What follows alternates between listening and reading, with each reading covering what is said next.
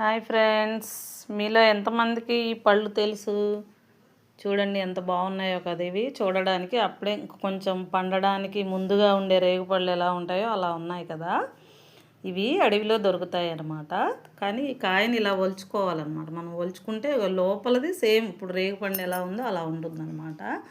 అవి చాలా బాగుంటాయి తింటే, తీయ తీయగా పుల్ల పుల్లగా భలే టేస్టీగా ఉంటాయి అన్నమాట. ఇది అడవి తల్లి మనకిచ్చిన సహజ సంపద అనమాట. మనకి అడవిలో తునికి పళ్ళు, ఇంకా పర్రి పళ్ళు అట్లాంటివి దొరుకుతాయి కదా, మొర్రి పళ్ళు అలాంటివి. వాటితో పాటు ఇవి కూడా అన్నమాట. ఇంకా మనకి ఇప్ప పువ్వు ఇట్లాంటివన్నీ మనకి అడవిలోనే కదా దొరికేది. మన ఇళ్లల్లో మనము వీటిని వేయలేము, పెద్ద పెద్ద వృక్షాలు కాబట్టి.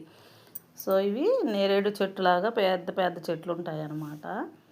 అలా ఒలుచుకొని వాటిని తింటే చాలా బాగుంటుందన్నమాట. ఇందులో సి విటమిన్ పుష్కలంగా ఉంటుందటండి. సో ఆరోగ్యానికి కూడా మంచిదన్నమాట. గింజలు తీసేయాలండి తిన్న తర్వాత.